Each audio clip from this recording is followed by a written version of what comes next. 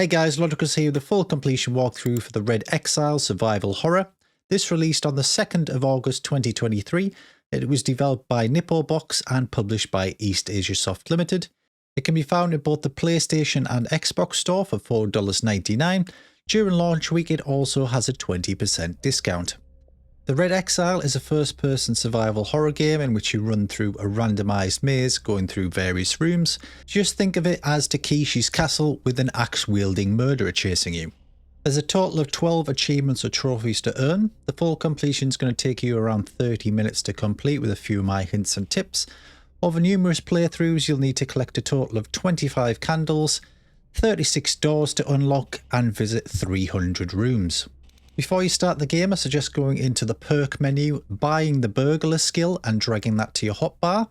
That's going to make you start with a crowbar each time you start a run, and that'll allow you to open one of the blocked doors.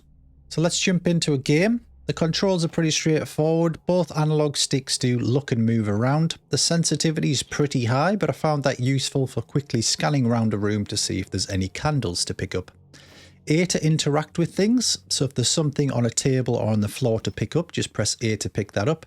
A also allows you to open and close the doors. There's a total of 3 consumables to find within the maze.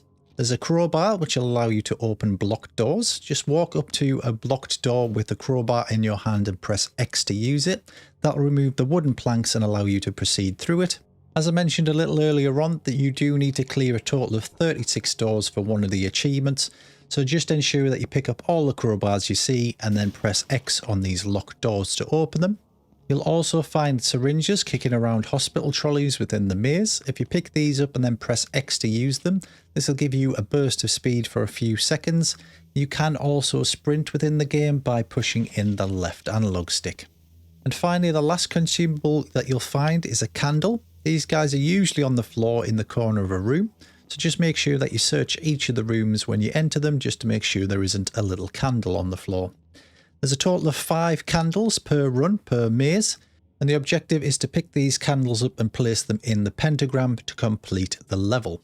However, the achievement is only related to picking the candles up, not actually using them. So as long as you move through the mazes and continually pick up the candles, you have a chance of getting 5 per run.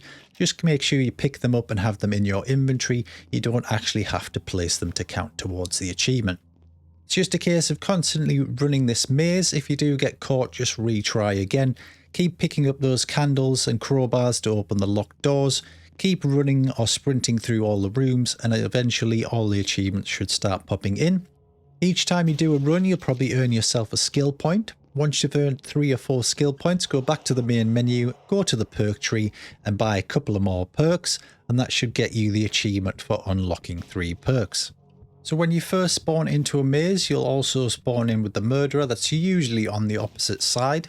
You'll have around 2 minutes before he starts running around and becomes really hostile. So initially he just walks around slowly. You can bump into him, but it's quite easy to avoid in the early stages. Once it gets to around the 2-minute mark, he will start hunting you down and your heartbeat will start increasing. I found that if you're wearing headphones, you can identify which direction or door he's coming through, and you can just go in the opposite direction. I suggest leaving all the doors open initially, and as you start bumping into him, start closing the doors behind you to slow him down a little bit. Always sprint, so make sure you're constantly sprinting away from him, and eventually he'll tire and stop chasing you. If you are down to the last 1 or 2 candles within the maze, I suggest just letting yourself get caught. Then all 5 candles will respawn and you have a higher probability of bumping into one again. I think that's about it from me in terms of hints and tips for this completion.